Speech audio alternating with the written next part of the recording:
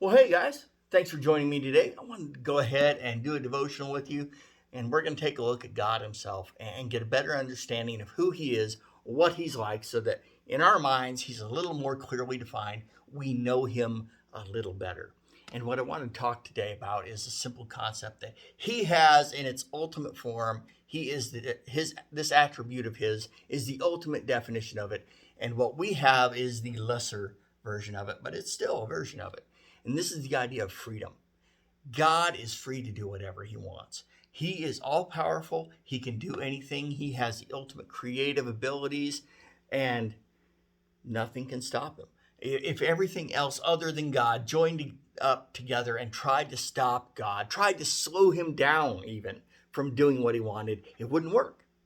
God does whatever He wants. Matter of fact, Psalm chapter 115, verse 3 says this: Our God is in the heavens, and He does as He wishes. There's nothing that can stop Him. There's nothing that can even slow Him down.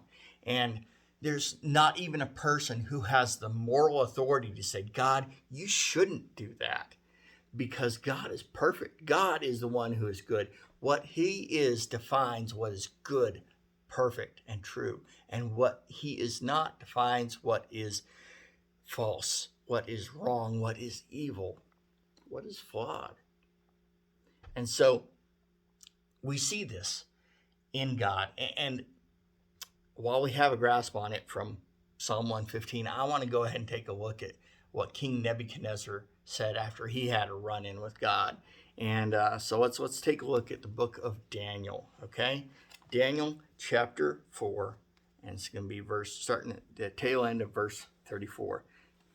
Nebuchadnezzar says this about God. He says, His rule is everlasting, and His kingdom is eternal. All the people of earth are nothing compared to Him. He does as He pleases among the angels of heaven and among the peoples of earth. No one can stop Him or say to Him, what do you mean by doing these things? So no one can stop Him. No one can question His moral authority to do whatever it is. Not me, not you, not any of us. No one, not everything can do anything about it. God is free to do what He wants. You and I have freedom. I can wish I could fly, but I can't. But I do have the freedom to walk around the countryside for the most part. I have freedom to choose to turn to the right, to the left. I have the freedom to choose whether to eat or not. I have the freedom to do a lot of things. But ultimately, my freedom is just a shadow of what God has.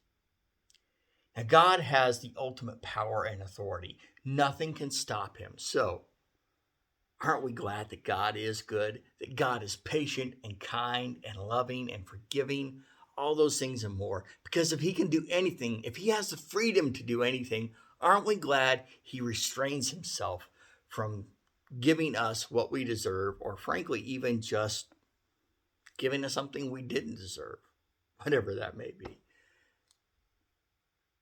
He could obliterate the universe if He wanted to, but He doesn't. He has the freedom to, but His freedom is restrained by His character. And I love that about Him, because His character is so awesome.